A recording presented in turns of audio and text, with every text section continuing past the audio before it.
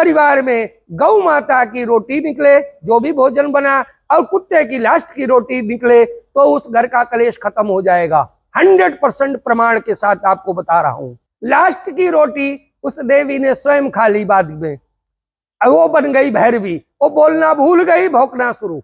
तो कुत्ता अपने ऊपर उसका रोग ले लेता है, रोगी का रोग अपने ऊपर ले लेता है। तो कुत्ते की सेवा करना, भोजन देना, रोटी देना, शक्ति को प्रसन्न करना। गुरुजी, कुत्ते को रोटी खिलाने का क्या क्या फायदा मिलता है, उसके बारे में थोड़ा बताइए। जिस समय माता पार्वती ने अपने पिता के यज्ञ में अपने शरीर का विसर्जन किया, भगवान शंकर ने वीरभद्र को उत्पन्न करके दक्ष प्रजापति को दंड दिया वीरभद्र के माध्यम से, और क्रोध में विलाप करते हुए माता सती के अधजले शरीर को लेके दुखी होते हुए शंकर जी विचरण करने लगे, परेशान होके, दुखी होके। तो उस समय भगवान विष्णु ने अपने सुदर्शन चक्र से सती के अधजले शरीर को 52 टुकड़े कर दिए, तो 52 शक्तिपीठ बन गए। इसी प्रकार जहां जहां शक्तिपीठ अंग गिरे माता के, वो शक्तिपीठ बन गए। हमारे 52 भैरव हैं, उन शक्तिपीठों की रक्षा के लिए 52 भैरव अलग अलग स्थानों पे मां शक्ति के पुत्र के तुल्य उस पीठ की रक्षा करते हैं। जो और भैरव का ही अंश अवतार शास्त्रों के अनुसार कुत्ते को माना जाता है। तो कुत्ते की सेवा करना, भोजन देना, रोटी देना, शक्ति को प्रसन्न करना, क्योंकि शक्ति के पुत्र के रूप में हम उन्हें मानते हैं। तो जब किसी माँ के बच्चे को आप भोजन दोगे तो माँ प्रसन्न होगी, माँ प्रसन्न होगी तो आपको कुछ भी दे सकती है। इसलिए कुत्ते को रोटी देने से माँ आदिशक्ति जगत जननी जगदम्बा प्रसन्न होती है और उसे लाभ प्राप्त होता है। इसलिए कुत्ते को रोटी देना चाहिए, उसे प्रताड़ित नहीं करना चाहिए। उसका कोई लोग लाठी डंडे से लात का प्रयोग करते हैं तो उसे बहुत बड़ा दंड भोगना पड़ता है। कुत्ते को रोटी खिलाना, दूध पिलाना, दही खिलाना, जैसी जिसकी इच्छा भाव उसकी सेवा करनी चाहिए। अब आपको बताएं लाभ क्या क्या। जब शक्ति के पुत्र को आप प्रसन्न करोगे तो आपके शत्रु का बैंड भैरव बजा देगा, क्योंकि मां अपने सारे कार्य भैरवों के द्वारा कराती है। तो आप जो सेवा करेगा उसके शत्रुओं का बैंड बजाने का काम भैरव कर देंगे, तो उसके शत्रु नष्ट होते हैं।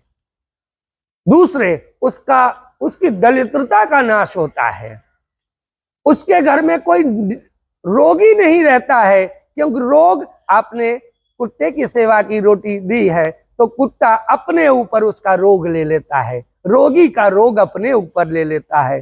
तो इसके अनेकों लाभ हैं, एक दो लाभ नहीं, अनेकों लाभ हैं। गौ माता को रोटी देने से और कुत्ते को रोटी देने से अनेकों लाभ, उनके लाभ का वर्णन करना ही असंभव है। क्योंकि गौ माता में 33 प्रकार के देवी देवताओं का वास है।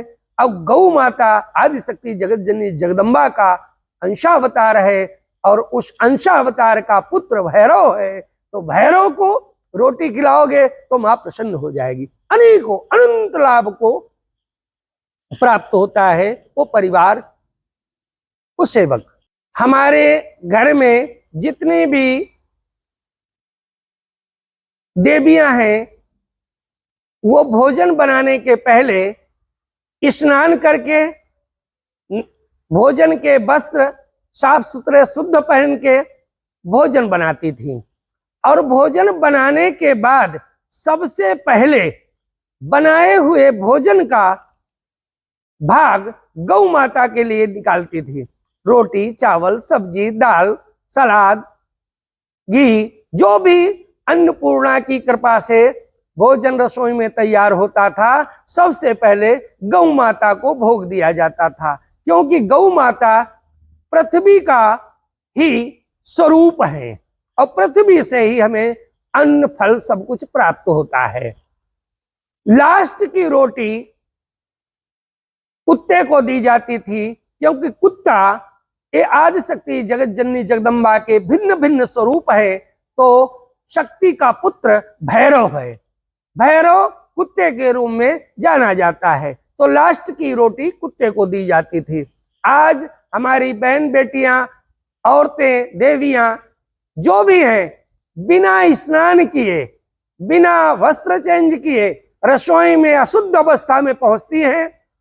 3 दिन पहले की दाल मखनी, शाही पनीर 1 हफ्ते पहले का फ्रिज का, 2 दिन पहले का गुथा हुआ आटा बना दिया परोठा, और गोलू के पापा को बोला सुनो ये हमने भोजन बना दिया है, पराठा और 3 दिन की पुरानी 4 दिन की पुरानी सब्जी गोलू के पापा को दे दी और कहा गोलू के पापा सुनो, गोलू का टिफिन रेडी कर दिया, इसे स्कूल छोड़ देना।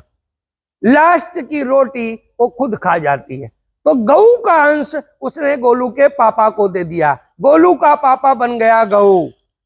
कुछ भी करते रहो, काट दो, उसे कोई एक्टिविटी नहीं, धर्म हो रहा अधर्म हो रहा, क्योंकि गऊ का अंश खाया वो गऊ बन गया। लास्ट की रोटी उस देवी ने स्वयं खा ली बाद में, वो बन गई भैरवी, वो बोलना भूल गई, भौंकना शुरू, इसलिए क्लेश होता है।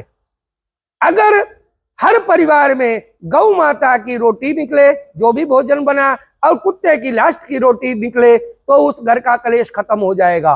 100% प्रमाण के साथ आपको बता रहा हूं। क्लेश का कारण, पति पत्नी झगड़े का कारण और कुपुत्र की प्राप्ति होने का मुख्य कारण गौ का अंश और भैरव का अंश, वो परिवार खा जाता है, इसलिए वो पीड़ा को प्राप्त होता है।